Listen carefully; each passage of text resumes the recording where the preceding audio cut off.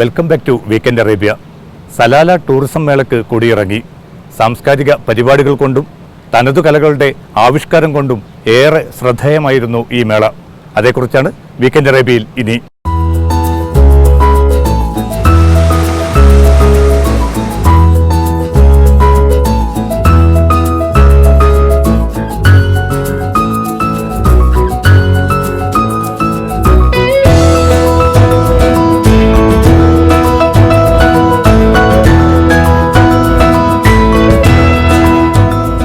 ഈ വർഷത്തെ ഖരീഫ് സീസണിൽ നല്ല മഴയാണ് സലാലയിൽ ലഭിച്ചത്. അതിനാൽ തന്നെ ഇവിടുത്തെ ടൂറിസം കേന്ദ്രങ്ങളെല്ലാം കൂടുതൽ ഹരിതാഭമായി. അരുവികളെല്ലാം നിറഞ്ഞൊഴുകി. ആസ്വദിക്കാൻ ടൂറിസ്റ്റുകളും ഒഴുകിയെത്തി. കഴിഞ്ഞ വർഷത്തെ അപേക്ഷിച്ച് നിരവധി ആളുകളാണ് ഈദും സ്കൂൾ അവധിക്കാലവും ചെലവഴിക്കാൻ ഇവിടെ എത്തിയത്. UAEയിൽ നിന്നാണ് ഏറ്റവുമധികം വിദേശ സഞ്ചാരികൾ എത്തിയത്. സൗദിയാണ് രണ്ടാമത്. മൂന്നാം സ്ഥാനത്ത് ഇന്ത്യൻ ടൂറിസ്റ്റുകളാണ്. അതിൽ നല്ലൊരു പങ്കും മലയാളികൾ തന്നെ. മസ്കത്തിൽ നിന്നുള്ള ഒമാനികളും പ്രവാസികളും കൂടിയായപ്പോൾ സലാലയ്ക്ക് ഉൾക്കൊള്ളാവുന്നതിലധികമായി ഇത്തവണ ടൂറിസ്റ്റുകളുടെ എണ്ണം. റോഡുകൾ പലതിലും മണിക്കൂറുകളോളം ഗതാഗതം തടസ്സപ്പെട്ടു. ഹോട്ടലുകളും അപ്പാർട്ട്മെന്റുകളുമെല്ലാം നിറഞ്ഞു കവിഞ്ഞു.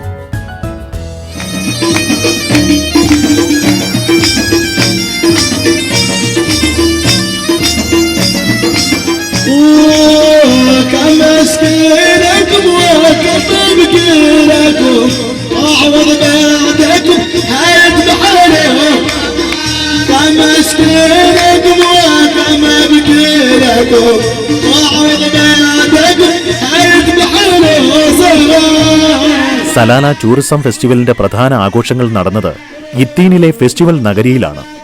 അറബ് ലോകത്തെ പ്രശസ്തരായ നിരവധി കലാകാരന്മാരുടെ വൈവിധ്യമാർന്ന കലാ സാംസ്കാരിക പരിപാടികൾ ഇവിടെ അരങ്ങേറി. ഫെസ്റ്റിവലിന്റെ ഭാഗമായി തയ്യാറാക്കിയ കൾച്ചറൽ വില്ലേജിൽ വിവിധ വിലായത്തുകൾക്കായി മത്സരങ്ങൾ നടന്നു. ഒമാനി വിമൻസ് അസോസിയേഷന്റെയും ദോഫാറിലെ അൽവഫ സോഷ്യൽ സെന്ററിന്റെയും നേതൃത്വത്തിൽ പരിപാടികൾ അരങ്ങേറി. ഒമാനിലെയും മറ്റ് GCC രാഷ്ട്രങ്ങളിലെയും പരമ്പരാഗത കലാപ്രകടനങ്ങളും മുഖ്യ ആകർഷണമായിരുന്നു.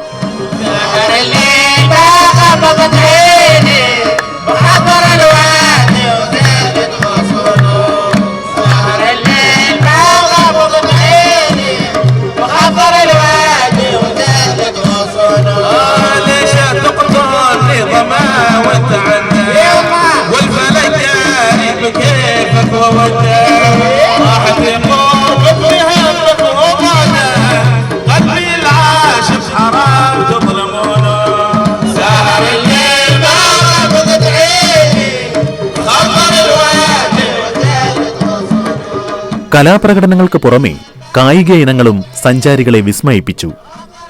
ഫെസ്റ്റിവലിൽ കരകൗശല വസ്തുക്കളുമായി 1100ഓളം പേരാണ് എത്തിയിരുന്നത്.